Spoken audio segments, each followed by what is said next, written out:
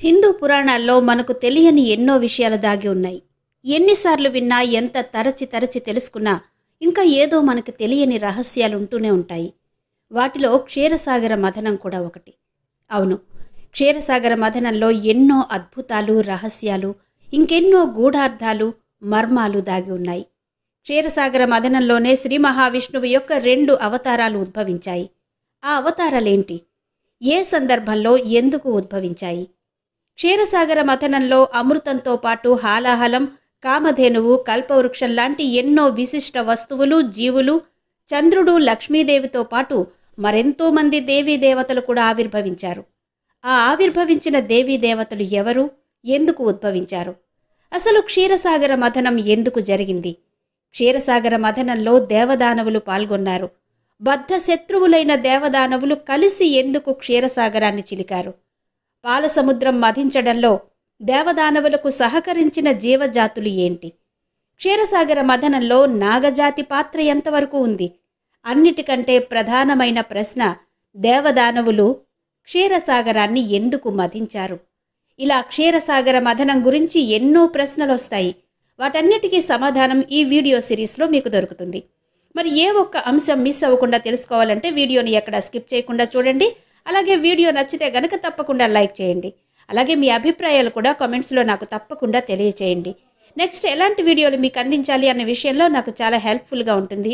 అలాగే ఇలాంటి ఆధ్యాత్మిక విషయాల గురించి తెలుసుకోవాలంటే తప్పకుండా మన ఛానల్ని సబ్స్క్రైబ్ చేసుకోండి.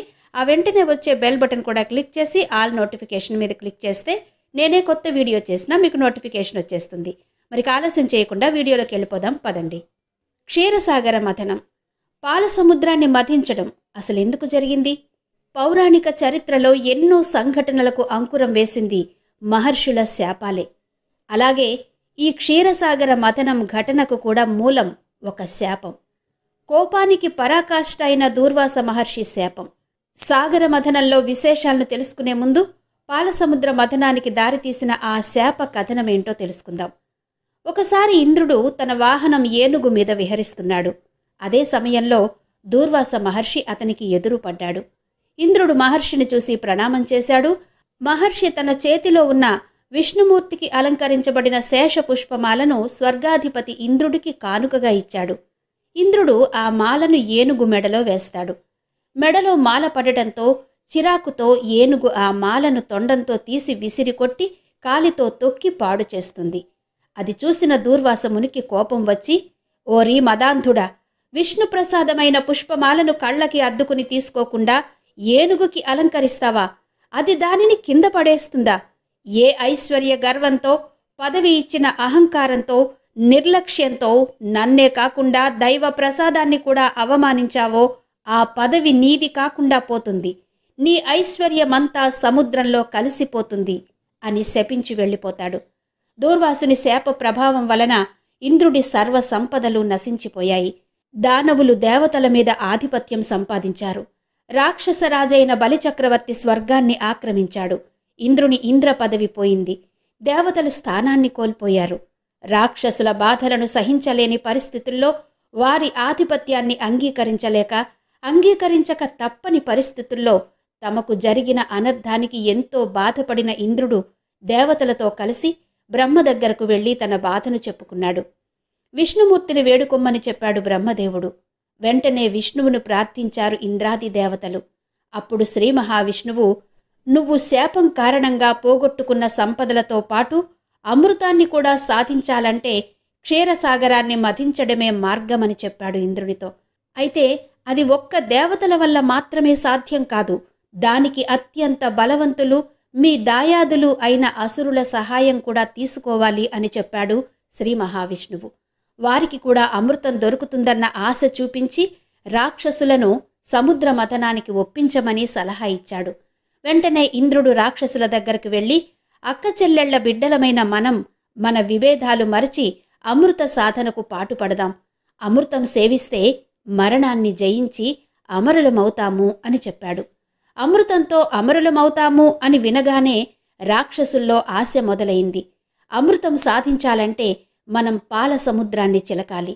క్షీరసాగరంలో లభించిన అమృతాన్ని మనందరం పంచుకుని సేవిద్దాం అని తమ దాయాది సోదరులైన రాక్షసులను ఒప్పించారు దేవతలు, ఇంద్రుడు. తమకు కూడా అమృతం దొరుకుతుందని ఆశపడిన రాక్షసులు క్షీరసాగర మథనంలో దేవతలకు సహాయపడడానికి ముందుకొచ్చారు. తాము కూడా మీతో కలిసి పాలసముద్రం చిలుకుతామని ఒప్పుకున్నారు. పురాణ కథనాల ప్రకారం 7 సాగరాలున్నాయని చెప్తారు. ఆ 7 సాగరాలు అంటే 7 సముద్రాలు, లవణ సముద్రం అంటే ఉప్పు సముద్రం, ఇది 1,00,000 యోజనాల మేరకు ఉంటుందట. రెండవది ఇక్షు అంటే చెరుకు సముద్రం, ఇది 2,00,000 యోజనాలుంటుంది. మూడవది సుర అంటే మద్యం సముద్రం, 4,00,000 యోజనాలుంటుంది.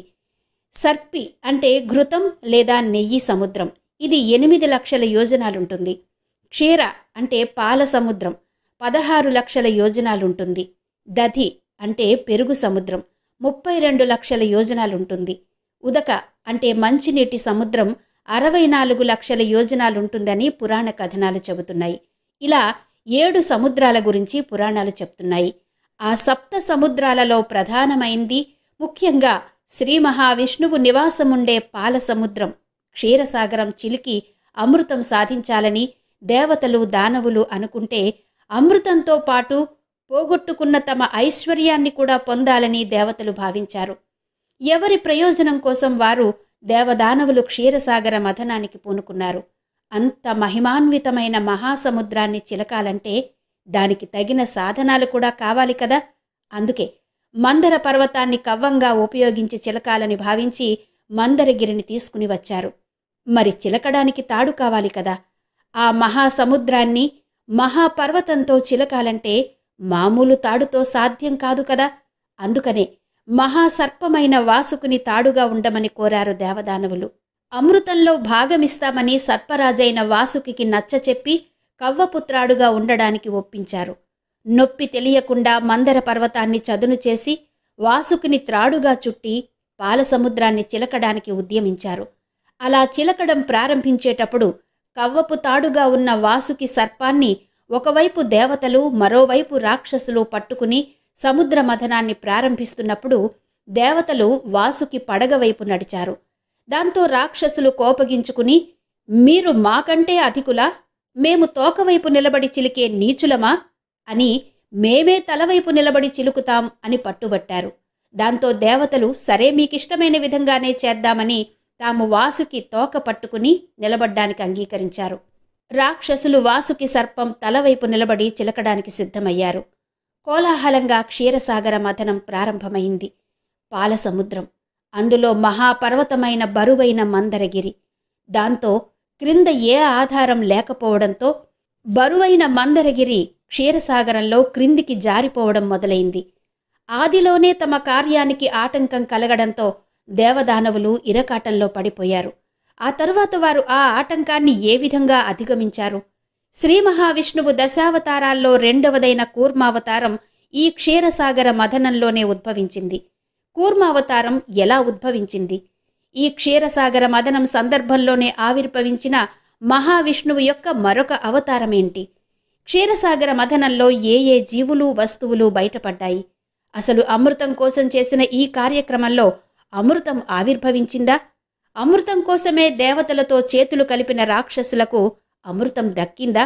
ఇలాంటి విశేషాలన్నీ నెక్స్ట్ ఎపిసోడ్లో తెలుసుకుందాం. మరి అంతవరకు సెలవు. నమస్తే.